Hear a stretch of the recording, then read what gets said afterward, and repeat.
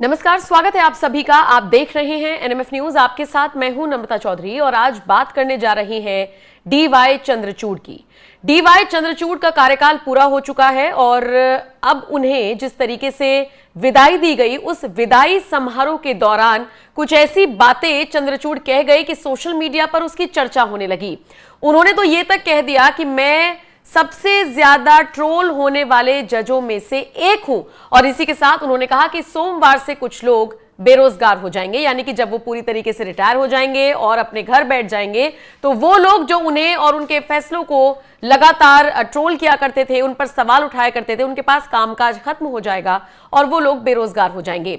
देखिए, डीवाई चंद्रचूड़ को लेकर अक्सर कई बार सवाल उठते हैं और इस बात पर आपत्ति हाल ही में डीवाई चंद्रचूड़ जताते हुए नजर आए थे। जाते जाते उन्होंने ये जरूर कहा था कि मुझे इस बात पर आपत्ति है कि अगर आपके पक्ष में फैसला आ जाए तो ठीक है, मैं सेक्युलर हूं, और अगर दूसरी तरफ फैसला चला जाए तो फिर आप निष्पक्षता पर सवाल उठाने शुरू कर देते हैं। आपको याद होगा, जो तस्वीरें अभी आप देख भी रहे थे, देश के प्रधानमंत्री नरेंद्र मोदी डीवाई चंद्रचूड़ के घर पर पहुंचे थे गणेश महोत्सव पर और यहां पर उन्होंने पूजा अर्चना की थी। इस तस्वीर और इस वीडियो के सामने आने के बाद लोगों ने डीवाई चंद्रचूड़ पर सवाल उठाए थे और कहा था कि देखिए, इनकी तो अंदर खाने दोस्ती चल रही है और बाहर ये निष्पक्ष होने का दम भरते हैं। इसी को लेकर चंद्रचूड़ ने हाल ही में बात की थी और कह लीजिए कि अपना गुस्सा भी जाहिर किया था। लेकिन इस बार जब सुप्रीम कोर्ट बार एसोसिएशन ने विदाई समारोह आयोजित किया तो यहां पर चंद्रचूड़ कई मुद्दों पर बात करते हुए नजर आए और इसी दौरान उन्होंने कहा कि सोमवार से आखिर क्या होगा, जो लोग मुझे ट्रोल करते हैं वो तो बेरोजगार हो जाएंगे।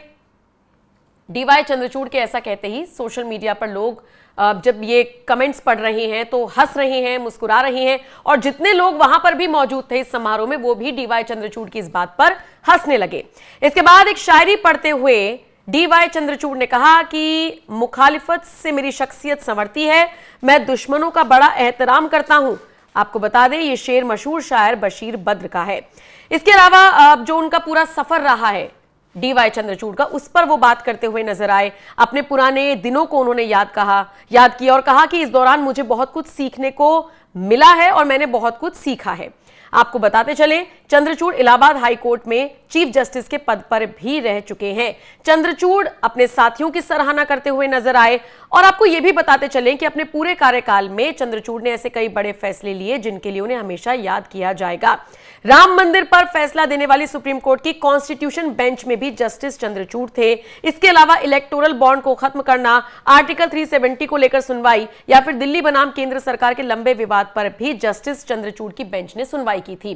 तो ऐसे में निश्चित तौर पर उनको याद तो इसलिए भी किया जाएगा क्योंकि बहुत बड़े बड़े फैसले उन्होंने दिए हैं और इसी के साथ अब वो ये भी कहते हुए नजर आए हैं कि मैं तो उन जजों में शामिल हूं जिनको बहुत ज्यादा ट्रोल किया जाता है और मेरे रिटायरमेंट लेने के बाद अब बहुत सारे लोग बेरोजगार हो जाएंगे। सोशल मीडिया पर लोग इस पर अलग अलग प्रतिक्रिया दे रहे हैं। कुछ लोग तो हैरान हैं कि डीवाई चंद्रचूड़ इस तरीके की बात कहकर लोगों को भले ही इस वक्त हंसी दिला रहे हो, लेकिन जो आने वाले न्यायाधीश हैं यानी कि संजीव खन्ना, उन पर भी प्रेशर बन रहा है।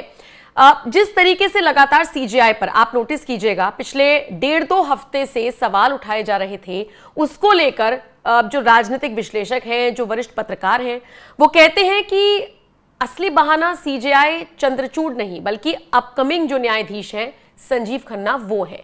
क्योंकि अगर इन वाले जो जाने वाले हैं उन पर अगर निशाना बनाएंगे तो असर और दबाव आने वाले पर बनेगा और इसी रणनीति के साथ जो ये इस तरीके के लोग हैं जो ट्रोल करते हैं ये काम करते हैं। सुप्रीम कोर्ट के अधिवक्ता अश्वनी उपाध्याय ने भी इस बात पर प्रकाश डालते हुए कहा था कि संजीव खन्ना ही असली निशाना है, चंद्रचूड़ तो बहाना है। बहरहाल, ट्रोल करने वालों पर लगातार चंद्रचूड़ बोल रही हैं और इस बार जब उन्होंने बेरोजगारी की बात कह दी तो सब मुस्कुरा गए, हंस पड़े, लेकिन हंसने से इतर बात बहुत गहरी बोलकर वो जा रही है। चंद्रचूड़ से जुड़ी इस खबर को आप किस तरह से देखते हैं? कमेंट सेक्शन में अपनी राय हमें जरूर दीजिएगा।